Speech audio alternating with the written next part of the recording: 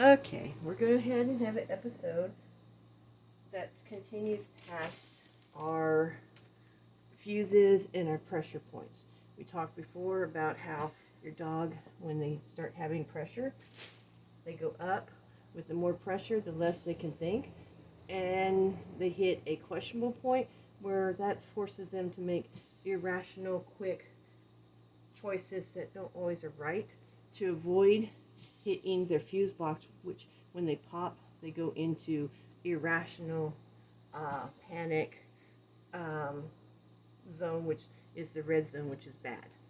So you don't want your dog here. And I told you, you pull the dog out of that situation and you pull your dog out of that situation. We want to do most of our training right here in the good, and then hard is where we help fix dogs and push them to become stronger and more confident. But you're not there yet, where you're at the point of understanding you need to stay here, avoid the bad, because nothing good comes from that. You compound and make bigger problems going into the bad. You want to stay away from the question point, because that's where all the problems are created. And you want to try to learn how to read your dog. With the last episode, I told you needed to take a piece of paper and watch your dog's reactions, because they'll give you a countdown as they build up. Okay? So you should have all that started to understand and got it down. But the next thing that we need to think about is, well, you have all the information, but when is the best time to help your dog by stepping in and persuading, rewarding, correcting, manipulating, or bribing them out of a situation to change their movement one way or another going up and down this chart. And so that's where we're going to start to look at. We have a chart here, and this is something that is not going to be explained in big detail right now, because you're not ready to grasp that at this point. The next step I want you to learn is when to step in. When is the best time to step in and offer some type of interaction to make the dog stop its present course. Okay, how do you stop this dog building up, coming up? How do you keep the dog in green? Well, we have a fight and flight chart, and the fight and flight chart is one is fight and one is flight, and I'll get into that later. But as a real quick explanation, is this is your middle ground where we like our dogs to be. Fight is when the dog feels pressured and they want to try and keep their ability to stay alive in a situation, and they're pushed through pressure into becoming more aggressive, barking, growling, biting. That's going into fight. Flight is their attempts to deal with pressure by running away from it and avoiding it, which is cowering, tail between the legs, hiding, running, digging a hole, and burying themselves in a corner. At this point, we're not going to be talking about how you move the dog closer from fight back to normal or flight back to normal. We're not there yet. What we have to learn first is how and when to give a dog some assistance and how much. Okay? So what we have here is we have lines going back and forth. And as the dog moves forward in one line, you'll start to see that the pressure grows. So the further the dog goes down this line, the higher the pressure is. Okay? Higher the dog goes into flight, the higher the pressure is. Okay? We want to stay here in the middle, but the dogs are going to problem solve when they hit these areas, and they're going to be moving one way or another. And so a lot of times people overreact. That's mistake number one. The dog overreacts and they come down too hard or too much.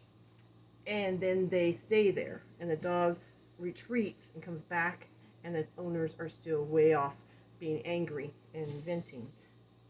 The other mistake that people do a lot of times is they don't want to yell at the dog until the dog has hit the train wreck. And when the dog hits the train wreck, either it's not making a good decision and it throws it into the bad situation, which actually makes bigger problems and compounds things and makes scars. And they don't know when. So here's the golden rule. This is the answer to everybody's question and the solution to help dogs move from fight to flight back into normal. We need to do it sooner is better. That is when you want to do it. You want to do it when it's not so personal.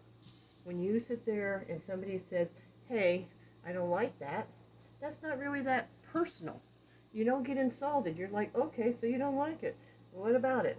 But if you sit there and you wait until somebody's like starting to, freak out and there's like sending hate mail and they're like telling everybody you're the most horrible person in the world, well, it's personal. So when we go down this, we have the pressure and then we have the force. So when your dog is going down the line of pressure, when he's here, to make him stop and to reconsider, you need to use this much force. Now, force is not necessarily corrections. It's not necessarily rewards. It's amount of something that a person has to do to make the dogs change. And each dog is different. Some dogs respond very well to verbal. Some dogs respond very well to cookies. Some dogs respond very well with slight corrections. But the point of it is you need to have a balance. Balance is important, and timing is important. So if your dog is there and there, that works because it's the same amount of force. If your dog is here, and this happens a lot of times, the dog's way here and the owners are down here and they're like, hey, baby, baby, baby, baby, baby, and the dog's lost and the dog doesn't hear him and you swear that the dog has no hearing or selective hearing, that's because you're using this much force, which is like this much, and the dog is, you see that? It's not enough. The dog is kind of not hearing you because everything that's going in the dog's head is louder, screaming louder than what you're doing. So you have to have balance. Now, if you come down here and your force is like way over here, then what happens is the dog's here, you're using this much force, you're using more force than you need with the dog. So instead of just saying, hey, I don't like that, you're going, I don't like you! And that's not fair. And it actually compounds a dog's stress. You need to have balance. Now, the big thing about it is a lot of people are sitting there and they're saying, well, I always have to yell at my dog and I have to do severe corrections or yelling at them. But that's why, because you've done that, is that you've done it way over here. You wait until your dog got all the way up here, and then you're forced to go ahead and come down all the way down here. This is irrational amount of force that you're putting with the dog. But the bigger problem of it is, which I'll get back down to later, is when the dog goes, oh my gosh, and comes back, he starts sliding back down here, you're way over here. Now, I'm sure everybody at this point is like, I don't understand your flow charts. I don't understand what you're talking about because it doesn't apply. And you know what? That's fine because we're humans and this is doggy logic, which is human logic too. But what I like to do is I like to take away this chart and I like to dumbify it a little, simplify it into something that's really easy for us to understand. We start at point A, and then we start at point A, and then there's something that happens. Okay? And then this makes much more sense. And then we go ahead and we just only show one for now, which is this, which is the pressure line. And we're going ahead and we're going to start right here. And we're going ahead and talk about a scenario. And we're going to talk about going to Canada.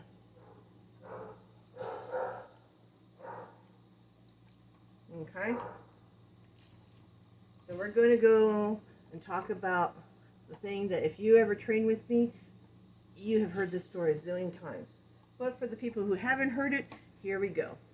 You have a friend that you dearly love, and you adore, and it's the greatest person in the world, and you couldn't live without them.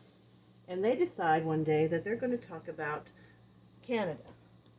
Now, you don't take it personal because you're just talking. It's no big deal. No big deal. And then the next day they talk about Canada. That's no big deal. And the next day they talk about Canada. No big deal.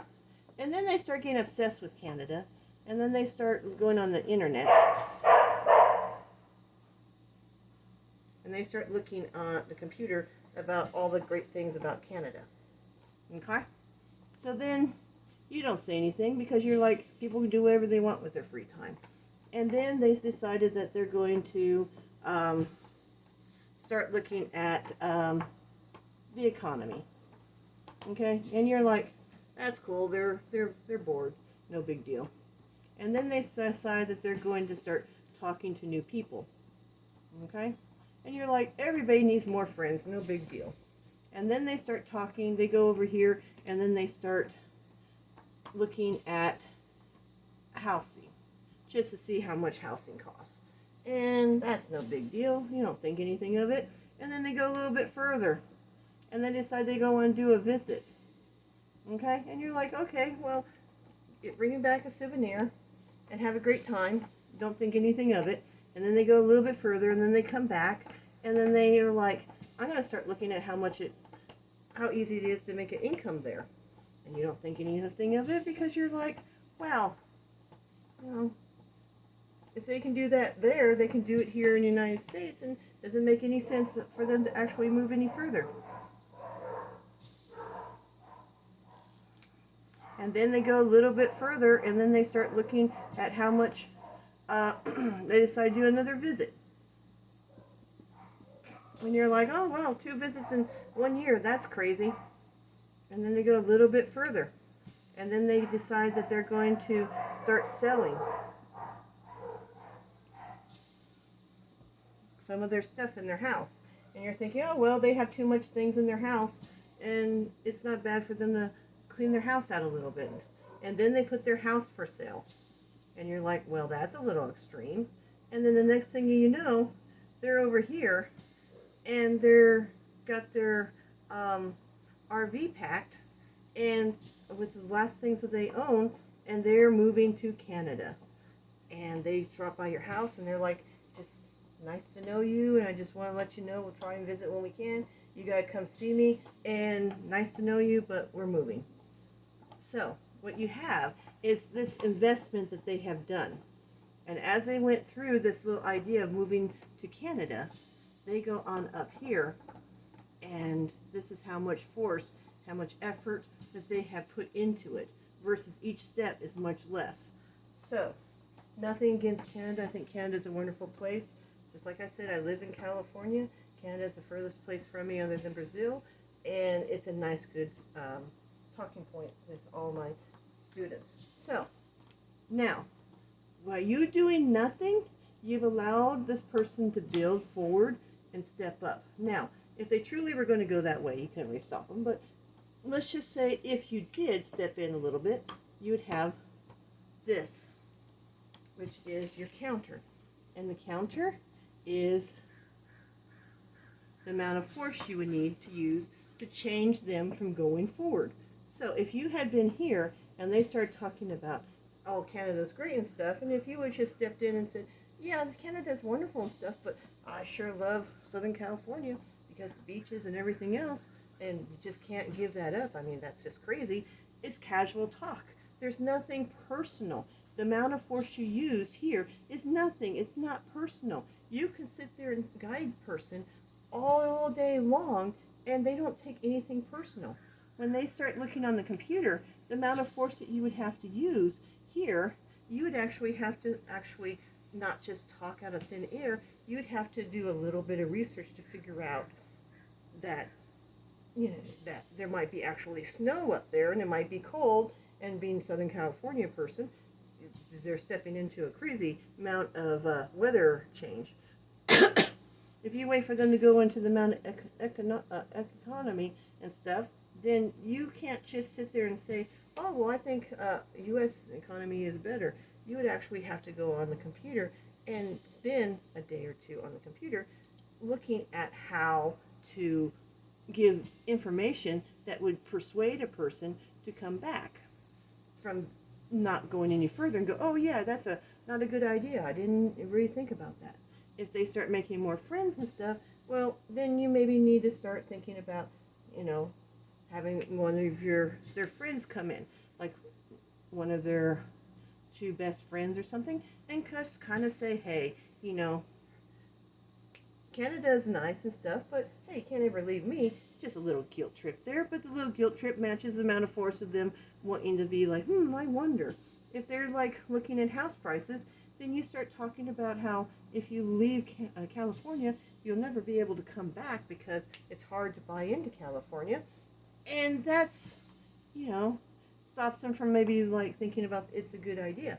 It's a little bit more force. You're putting a little bit more time and effort into it. You have to investigate more on the internet and so on. And when they go and visit, that's fine. But when they come back and they're like, oh my gosh, it's the greatest place in the world, and I'm going to go there and stuff, well, you'd probably have to get a few more friends and family involved. When they start talking about the money, then you actually have to probably talk to somebody who knows how to do business and stuff and encourage them to, instead of taking their business there, bring the business here in California. You'd actually have to help them find investors and stuff and try and make it more lucrative to be going in the United States. When they go visit for the second time and they come back and they start going really crazy about how they're going to go and da-da-da-da-da, well, maybe you need to start involving their family, involving more of their friends. It becomes more invested in you to pound how much they're invested here. If they sell their property, see, it keeps going until you get to this point, which is, you know, they're gone, and they're way up here. You would have to use the same amount of force way down here. So to stop somebody who's already sold everything, has everything packed in a truck, it's impossible. At that point, you would have to do like crazy stuff, like stuff that puts you in jail, like kidnapping them and keeping them in your house for a year, feeding them, and then buying them a new house and helping them build a new business and a new life. I mean, this is just insanity. But this insanity is what people do to their dogs.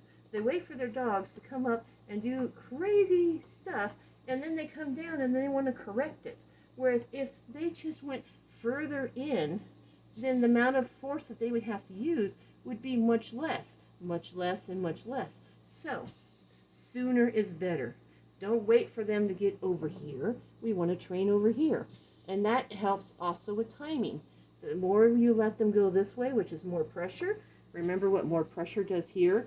The more pressure they have, the more it pushes them there. So when you're coming over here, you're way over here. When you're here, you're here. Do you see how this line goes this way and the pressure goes up? See how this line goes up and the pressure goes up? Do you see how this here is bad?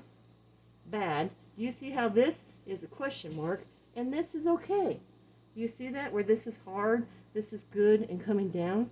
It's the exact same thing. Learning to know when to step in is more important than knowing how to step in. Because when you learn to know when to step in, you don't have to use as much force. It's kinder to the dog. They don't take resentment. They don't have bruises on their soles. They don't have confidence broken because you allow them to get way up here. You keep them down here, they're thinking, and it becomes a game. And they're happy. They're happy little puppies. They are like, we want to learn. We want to learn. This is awesome. This is great. You wait for them to get up too high, becomes a problem. Next thing I want to talk about is when you step in, you do not want to be a hot pot. This is electric fence. This is a hot pot. These are scenarios of how your dog feels the correction or the reward or the disappointment that you let them have. The sooner you get them, disappointment works. Further you go, it's more you have to step in. So a lot of times people like to do the hot pot. I like the version of electric fence. Electric fence is when your dog makes a mistake, you touch it and you're done. I don't feel anything. Only when I make the mistake and it's done. Mistake, it's done. Mistake, it's done. Nothing I don't have any, I don't sit there and think about it anymore. I'm done. I'm a good dog. Good dog. Oh, I'm a good dog. Good dog. It's very quick, fast, and it's very black and white. Okay? Then we have the pot. And unfortunately, a lot of people like to do the pot. Okay? And what the pot is, there's a steaming hot pot. You go and you touch it, your hand burns, and you're like, ow, my hand hurts. And then you think about it for all day. So when the dog makes a mistake, he's sitting there, I made a mistake. And he thinks about it for 5, 10 minutes, an hour, a week, a month. That's the hot pot. Whereas if he makes a mistake with the electric fence, it's done. He's like, I'm ready to move on. Oops, I'm done. I'm ready to move on. Hot pot takes way too long. Now, you ask, what is a hot pot and what is electric fence? So, when your dog is making a mistake and you're trying to help him, your dog comes up in the amount of reaction and pressure comes up, and then you come up with them like this, to match them, and then your dog will come down, and then you'll come down. Now, what a hot pot is your dog comes up, you yell at them, and you stay up there, and your dog goes, oh my gosh, because he runs down, and he's way down there thinking, and you're way up here being all grouchy and scary, and he's like, oh my gosh, what did I do? What did I do? And he's sitting there, and he has memories, because he can think and remember of his daddy or mommy being crazy. And that is non-productive, because he's sitting there for hours, days, months, thinking about this. You don't want that. What you want is a nice, flowing, nope, nope, nope, nope. So every time the dog is high, you're high. And as the dog comes down, you're coming down too. So when the dog is making a mistake and coming up here, you're able to say, nope, that's not it. And then when he says, moves away from it, he's thinking, and he sees you coming down with him. And it keeps him down here. That is a nice electric fence scenario. It is not a hot pot. So I'll show you again. This is electric fence. Whoa, electric fence is going crazy. See that? That's a nice electric fence. Makes me happy. This is a hot pot. I went crazy. I went crazy. It's kind of hard to do with two hands. Okay, so this is a hot pot. So you go up, and then the dog comes down, and then, okay, does that make sense? The dog is all crooked in every which way. And the dog is getting scars from being down here, and the owner's up here. It's learning to fear the owner, and it's actually making new problems and new things for me to fix. If you do this, I'm not having to fix anything, because your dog is self-fixing with you, and you guys are in harmony, and it makes me happy. Okay, so we're going to go back into that one last thing, just so that we're all kind of together, so you understand that sooner is better and know when to react. You have that fight to flight. Fight and flight. You have your center section. You have the amount of pressure. Boom. Boom. Okay? You have the amount of force that you need to make that change. Okay, so here we go. And this is, I probably shouldn't have done that in orange, because that will not make sense as easy as it will in a minute. Shouldn't use green either. There we go. Alright. So what we have is, in the beginning, we have a green area. That's our green area. That's where we want to be.